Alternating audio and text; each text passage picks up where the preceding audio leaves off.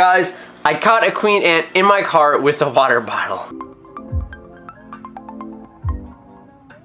Hey yo, what's Crackalack and Challenger? I'm your host, James Moreland. Today I'm going to be making a video about my queen ant that I just caught.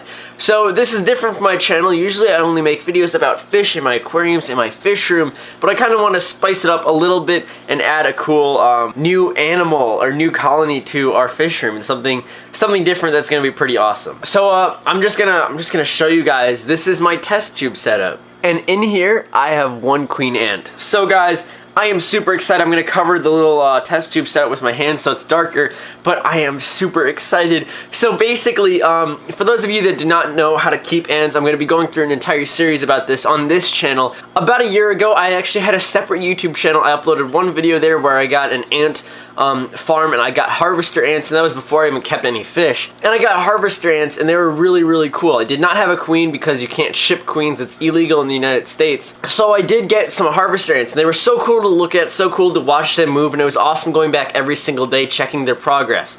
So ever since that day, I've always wanted to get a queen ant. I live in Wisconsin, so we have seasons. So we have winter, then we also have summer, and summer is really hot. And during the summer, I would always notice during some parts of the year that ants would fly everywhere. So crazy, they'd have wings, and I didn't understand that until after doing research and finding out that was their nuptial flight, when the female queens would actually fly away from their nests along with males, and they would actually mate. So after finding that out, I was like, wait, queen ants make colonies, and I can catch a queen ant and have my own colony. So ever since then, I've always been preparing. So I actually ordered some test tubes because in preparation for when they'd actually have their nuptial flight, and something strange happened. So this is a really cool story. So during the summer, I've been going to ACT training, which is for a standardized test in America. When I got into my car and going to class, when I was driving down the road, I started hearing some buzzing in the car. This is really weird. I didn't know what it was. So I was driving, I'm like driving like this, and then I look over and I actually see a flying insect on the window. I was scared because I didn't know what it was. It could have a stinger or something. And then after closer examination at a stoplight, I was like, wait a second. Hold the phone. This is a queen ant. I instantly got like super excited. I didn't know what to do. I was looking around in my car to see what I could keep the ant in. I actually noticed a water bottle. The water bottle was empty, so I quickly grabbed the water bottle at the stoplight, put the water bottle next to it, made sure it got in, and sealed it and started driving. Guys, I caught a queen ant in my car with a water bottle.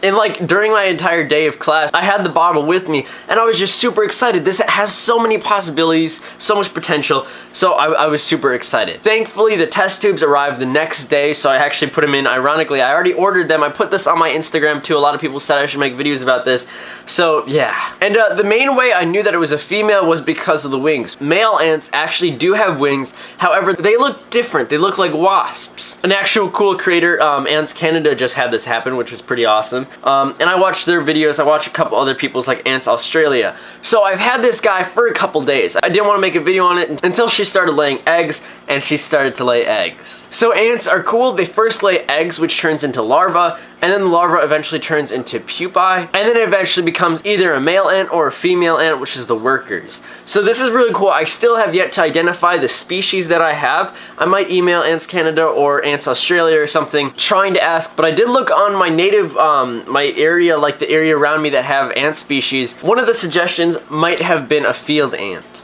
So that's pretty cool. Of course, I'd want to do more research and find out the best humidity for them when they eventually grow up. So currently I have a test tube setup which basically comprises of two different areas. One area filled with water, and that's covered up with a cotton ball, and the cotton ball just creates a moisture barrier so water doesn't flood the entire chamber. And then the open area. This open area is great for the queen ant to start laying eggs, and the thing is, with the water on one side, the cotton ball in the middle, that creates a humidity barrier so moisture goes through, creating a great humid climate in the inside, which is amazing for ants. I've had this in my drawer over the past couple days so that it'll be darker for her. I just want to take her out for this video so I can show you guys. But yeah, I've checked up on her a couple times, and I'm going to bring the camera over to show you what she looks like and the eggs that she's already laid. Alright, so you can actually see my test tube setup right there. It's a little out of focus. And you can see the queen ant. She actually dropped one of her wings, which is a good sign. And I don't know if I can get good focus on this camera. but she does have a huge batch of eggs, and she has been taking care of them. She hasn't been eating them, so that's also a great sign. I don't know if I can get a great focus on this. If you want to see this in better resolution, check out my Instagram at challenge.thewild, and I'll have a great photo there for you guys. Alright, so enough talking about this really cool colony. Let me show you where I'm going to put them. Dun dun! Okay guys, you can see this is a Beaufront tank, completely dirty, completely bad right now, but this is the future ant colony, ant area. So this is an awesome tank. I was thinking about making a fish tank, however, you can see this crack on the side. That is no bueno when I try filling it. So what I'm going to do is actually cut this in half and have a paddlarium. So what that means is one side's going to be watered, the other side is going to be dirt and grass and other scavenging area for the ants. I was going to have a colony actually in here. I was going to mold it to the glass and have it really cool, but I'm actually just going to have a foraging area up here, and I'm actually going to have a tube that goes down here. So down here we're going to have a cool nest. I don't know if I'm going to make my own out of Ytong, which is basically an aerated concrete that I can carve out myself and have my own little colony in, or I might just order a nest from like Ants Canada or something. I honestly don't know yet. I'll have a tube going all the way up to the tank, and then it'll go right into their outworld, and it'll be really awesome for them.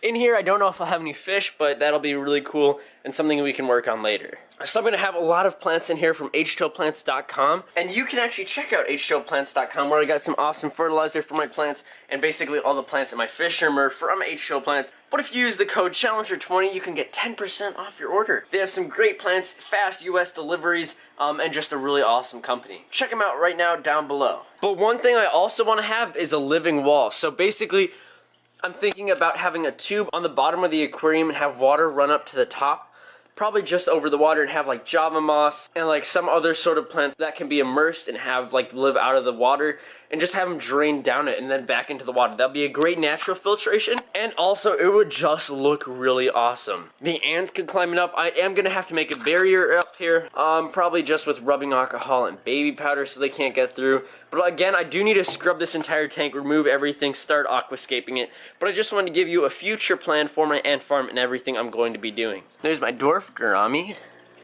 my betta fish sorority, and my new awesome tank. So guys, I'm super excited for this new addition to the fish room, and I guess now an animal room. Make sure you hit the like button and also the subscribe button if you haven't already. I don't know why you wouldn't. But I'm super excited. There are so many different plans we can get for these ants. Basically, this is a hobby I really want to get into, and now that I finally am getting into it, I'm just super excited, and the potential is just growing. Ever since I got this ant, I've been super excited for it to start laying eggs, and gladly it has. I'm going to be keeping a close eye on this ant over the next week or two, but I am going away for this week, so I'm going to have people making sure everything's going all right in the fish room, and then when I get back, the ant should be really awesome. Alright guys, that is it for the video. Now that this video is done, you can actually check out an awesome video where I saved Lucky the discus. This is Lucky, and then the other one that looks just like it is over there. This guy actually had a blockage and could not go to the bathroom, so that was a really stressful process. I just made a video on that, so you can check that out right now. And yeah, you can check out my other videos about my fish, and eventually I'll have more videos about my ant farm. Alright guys, see you all later. Bye.